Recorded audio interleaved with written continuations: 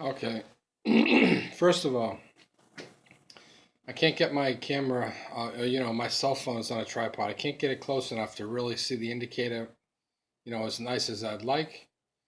But I have to do a quick little job and I got to trim the head. Okay, so I made my bar out of a piece of aluminum rod. I wish I had steel because I probably could have got a tighter bend. I'm surprised the bar didn't break. Anyway, if you'll notice my sweet clamp to hold the indicator on, I ordered a clamp and I haven't gotten it yet. So, I can make a shorter rod or actually get a piece of steel rod like I wanted to use.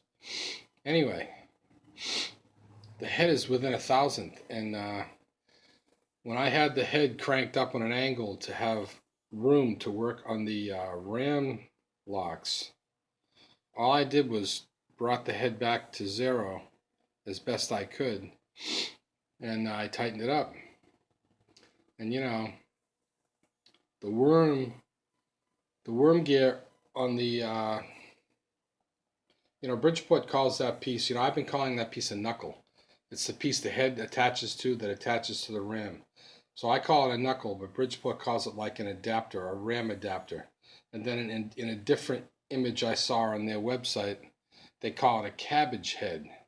Now, that's pretty strange, but anyway, the teeth are ripped right off it, right in the area where the zero is. So I mean, I got to put a come along on my head if I loosen it to try to tram it. And the thing is within a thousandth.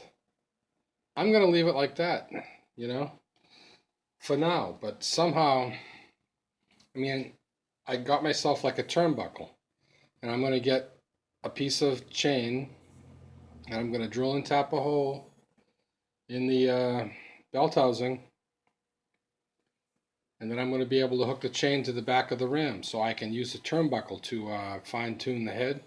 Because, that piece, the ram adapter or knuckle, if you could buy a new one, it would be $1,200 for it. And so therefore, even a used one would cost, I have no idea how much. I'm not going to buy another one. I'm just going to deal with the problem. But anyway, here you see like my indicator is set to zero. And the one really good thing about the pulley Bridgeport, like I have is you just reach up and grab the hand crank. And so, sorry, I'm still battling a cold. And so, you can see the indicator is pretty much on zero.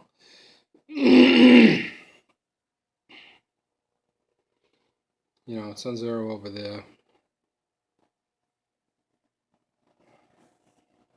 Over here it's like on zero. And I didn't touch the head, like to move it sideways. I just cranked it up so I had more room to work. So I mean the head is from side to side it's well within a thousandth. And even over here it's pretty much on zero. On the back it goes up a thousandth. Well, it's only about a half a thousandth right there, but the further I get the indicator to the back, well, no, it's only about a little more than half a thousandth in the back, and over here it comes back to pretty much zero. I usually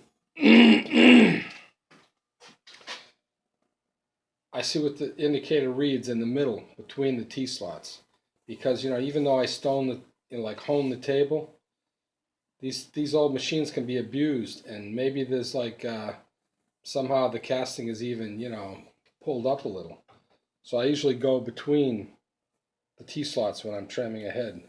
But I mean, my God, this is and it's a little bit under. It's about a half under. So I mean, it's pretty good just the way it is. Anyway,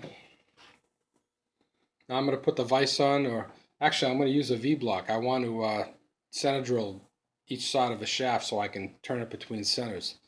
That's why I'm out here trimming this. So I'm going to get out my V-block and I'm going to center drill a few holes, and then I'm going to be able to finish turn the shaft extension I'm making for the power feed.